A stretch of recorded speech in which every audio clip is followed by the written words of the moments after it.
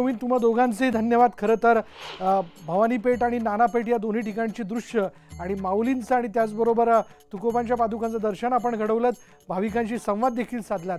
यानंतर आपण बघूयात की पंढरपूरच्या श्री विठ्ठल रुक्मिणी मंदिरामध्ये गाभाऱ्यात मेघडंबरीसाठी आवश्यक असणारी 225 किलो चांदी एका अज्ञात भाविकाने दान केली।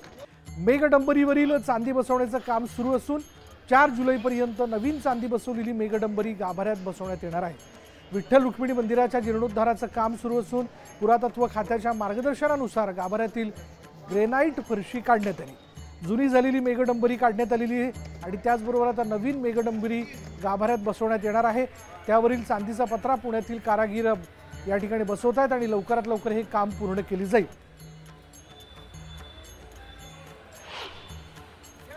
ओम श्री षड्गुण ऐश्वर्य संपन्न भाग्यवंता अहो रमाकांता श्री विठ्ठला पांडुरंगा। षड्गुण ऐश्वर्य असं विठ्ठलाचं स्वरूप आहे आणि त्याला त्याच्या विठ्ठल रुक्मिणी मंदिराला मूळ स्वरूप देण्याचं काम चालू होतं। त्याच्यामध्ये संपूर्ण डागडुजी करायचं काम हाती घेण्यात आलं होतं। मेघडंबरी जी होती आधीची ती काढण्यात आली होती, त्याच्यावरची चांदी काढण्यात आली होती आणि आता ती आषाढी यात्रेपूर्वी ती परत बसवण्याचं काम चालू आहे। आपण पाहू शकता की चांदी बसवण्याचं काम चालू आहे। नाव न सांगण्याच्या अटीवर एका विठ्ठल भक्ताने ही 2 कोटी रुपयाची चांदी अर्पण केलेली आहे आणि त्या चांदी बसवण्याचं काम जे आहे मेघडंबरीचं ते चालू आहे। आपल्यासोबत पंढरपूरचे झवेरी कुटुंबातील ऋषिकेश झवेरी आहेत, त्यांच्या मार्गदर्शनाखाली हे काम चालू आहे। काय सांगाल, काय नक्की काम आहे, किती दिवसात पूर्ण होईल? हे मेघडंबरी जवळजवळ 15 दिवसापासून काम चालू आहे। हे आता 2 दिवस झाले मंदिरात आपण बारीक पार्ट आहे ते मंदिर समितीचे सराफ जे आहेत त्यांच्यामार्फत वजन करून ते फिटिंग करायचं काम चालू आहे। हे जवळजवळ अजून 3 तारखेपर्यंत ह्याचं पूर्ण काम आपल्याला पूर्ण होईल आणि हे पूर्ण आपलं चांदीचं काम 16 गेजमध्ये केलेलं आहे। जवळजवळ पुढील 400 ते 500 वर्ष ह्याला काहीही होणार नाही याची जबाबदारी आम्ही देऊ। आपण ह्याच्या आधी सुद्धा बघितलेलं आहे, गाभाऱ्यामध्ये दर्शन घेतलंय बऱ्याचदा। आता कसा दिसणार? गाभारा ग्रेनाइट काढलेला आहे आणि मेघडंबरी बसवताना नवीन चांदी बसवण्यात येत आहे। हे आता कसं आहे 700 वर्षापूर्वीचं सगळं लोक मंदिरात पुरातत्व खात्याने केलेलं आहे। हे आता चांदीचं काम पुरातत्वने मंजूर केलेलं आहे। हे आता उभा केल्यावर प्रत्यक्ष तुम्हाला चांगलं दिसेल। किती कामगार आहेत, किती वेळ काम कसं चालू असतं? जवळजवळ 15 कामगार आहेत आपले। सकाळी 7 वाजल्यापासून रात्री 12 ते 1 वाजेपर्यंत काम चालू आहे। 2 ते 3 दिवसात पूर्ण काम पूर्ण होईल। एकंदरीत आषाढी यात्रेच्या पूर्वी विठ्ठलाला जे मूळ स्वरूप मंदिराला देण्यात आलेलं आहे आणि जी मेघडंबरी काढण्यात आली होती ती बसवण्यात येणार आहे आणि अतिशय आकर्षक आणि पूर्वीसारखं जे ऐश्वर्य मंदिराचं होतं ते परत एकदा दिसणार आहे। व्हिडिओ जर्नलिस्ट अजित देशपांडे सोबत वीरेंद्र सिंह उत्पात, न्यूज 18 लोकमत, पंढरपूर। या सोहळ्याच्या निमित्ताने पुण्यात लाखो भाविक दाखल झालेले आहेत। अशातच पुण्यात आलेल्या लाखो वारकरी आणि भाविकांसाठी आणखी एक मुख्य आकर्षण असतं ते म्हणजे पुण्यातील लाल महल किल्ला। छत्रपती शिवाजी महाराजांनी ज्या महालातील भूमीवर सोन्याचा नांगर फिरवून स्वराज्याची मुहूर्तमेढ रोवली, या लाल महालाला अनेक वारकरी भेट देतात। या संदर्भातला आढावा घेतला आमचे प्रतिनिधी गोविंद वाकडे यांनी।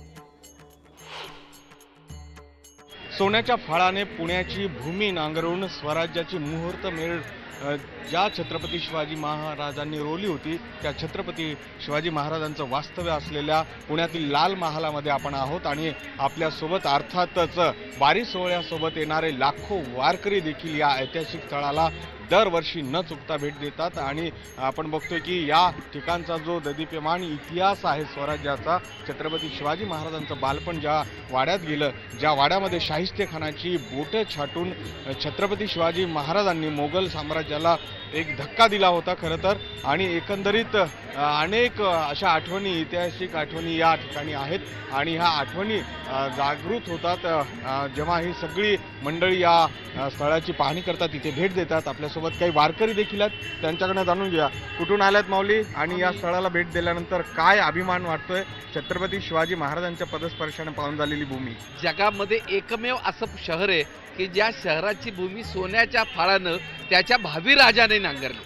हा जगामधला सगळ्यात मोठा इतिहास आहे, त्यामुळे या जागेला अनन्यसाधारण महत्त्व आहे. तेवढे दिवस हर्षदच आहे. गोविंद वाकडे, न्यूज 18 लोकमत, पुणे.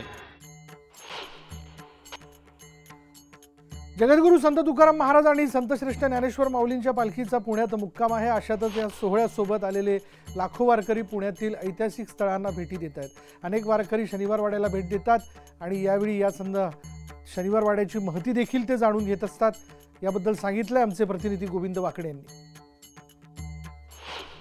मराठा साम्राज्याची राजधानी म्हणता येईल आपल्याला. आपण आहोत आता पुण्यातील शनिवारवाड्यात. आपण बघतोय की या ठिकाणी कैवल्य साम्राज्य छत्रपती महाराज ज्ञानेश्वर माऊलींचा पालखी सोहळा, त्याचबरोबर जगद्गुरू संत तुकाराम महाराजांचा पालखी सोहळा मुक्कामी आहे. आणि या सोहळ्यासोबत आलेले ही सगळी वारकरी आवर्जून पुण्यातील ऐतिहासिक ठिकाणं जे आहेत त्या ठिकाणांना भेटी देतात. अर्थात हे त्यांच्यासाठी पर्वणीचा काळ असतो. 2 दिवस इथे जेव्हा मुक्काम असतो तेव्हा पुणेकरांचं आदरातिथ्य, स्वागत, सेवा ही सगळी यांना मिळतेच. मात्र पर्वणी जो मराठ्यांचा इतिहास आहे तो आपल्या डोळ्यांनी बघायचा. शनिवारवाडा असेल, लाल महल असेल, जिथे छत्रपती शिवाजी महाराज राहिलेले आहेत, पेशवे राहिलेले आहेत, अशी ही सगळी ठिकाणं खूप महत्त्वाची आहेत. अर्थातच दगडूशेठचं दर्शन देखील ही सगळी मंडळी घेतात. मराठा साम्राज्याचं वैभव हा वाडा सगळा होता. माऊली, काय किती वेळचं बघताय तुम्ही, काय आवडलं? हे सगळी वास्तू आवडली? नाही, हे जुन्या सगळ्या आठवणी म्हणजे महाराजांच्या काळातल्या काय काय होतं हे पाहण्यासाठीच आम्ही आलेलो होतो. बरं, पण आता 2 दिवस मुक्काम आहे तरी पाहून घ्यायचं. हो हो हो, तेवढ्यासाठीच आलो. गोविंद वाकडे, न्यूज 18 लोकमत, पुणे. पुण्यातील नाना पेठेत 10,000 वारकऱ्यांना तर्रीबाज मिसळपावची चव चाखायला मिळाली आहे. काही युवक आणि व्यावसायिकांनी स्वखर्चातून वारकऱ्यांसाठी नाश्ता आणि जेवणाची सोय केली आहे. आज दिवसभर माऊली आणि तुकोबांच्या पालख्या पुण्यातच मुक्कामी आहेत आणि आज वारकऱ्यांसाठी पुणेकरांनी जेवणाची आणि या झणझणीत मिसळची सोय केली आहे.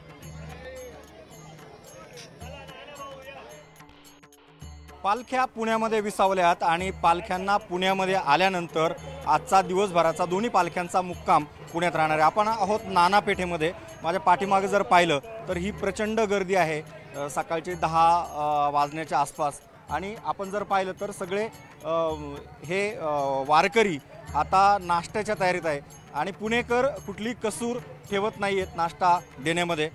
ठिकठिकाणी वेगवेगळ्या पद्धतीने वारकऱ्यांना त्यांची नाश्त्याची सोय केलेली आहे. आपण जर पाहिलं तर या ठिकाणी जी गर्दी आहे तर नाश्ता घेण्यासाठी आहे आणि खास पुणेकरांनी आजच्या नाश्त्यामध्ये तर्रीबाज मिसळ ठेवलेली आहे. खरं तर पुण्यातील काही मित्रमंडळी आणि काही व्यावसायिक एकत्र येऊन त्यांनी या ठिकाणी ही जी सोय केलेली आहे या मिसळ पावची. तर ही सगळी मिसळ रात्रीपासून या मिसळची तयारी सुरू होती. जवळपास 10,000 नागरिकांना वारकऱ्यांना ही मिसळ खाऊ घातली जाणार आहे. नेमकं काय गणित आहे हे सगळं आपण विचारणार आहोत या सगळ्या मित्रमंडळींना. मला सांगा दादा, किती तयारी करण्यात आली, काय नेमकं किती? आमचं सर्वप्रथम पुण्यनगरीमध्ये सर्व वारकरी संप्रदायांचं व संत ज्ञानेश्वर महाराज, संत तुकाराम महाराज यांच्या पालखी दिंडींचं पुणे शहरामध्ये सहर्ष स्वागत करत आहे. इकडे आम्ही अनेक वर्षापासून हा मिसळ वाटपाचा कार्यक्रम करतो. यंदाच्या वर्षी आम्ही हा कार्यक्रम राबवण्यात आलेला आहे. यंदाच्या वर्षी आम्ही 10,000 लोकांसाठी मिसळ वाटपांचा कार्यक्रमाचं आयोजन केलेलं आहे. नक्कीच. तर ही मिसळ बनवण्याचं काम चाचा तुम्ही करताय, काय नेमकं किती कसं सांगाल याबद्दल? काय नाही, 10 वर्षांनी आम्ही हे खाऊ घालतोय वारकऱ्यांना, माऊलींना, आणि कसं मनाला समाधान वाटतो. प्रशांत मोहितेसह रायचंद शिंदे, न्यूज 18 लोकमत, नानापेठ, पुणे.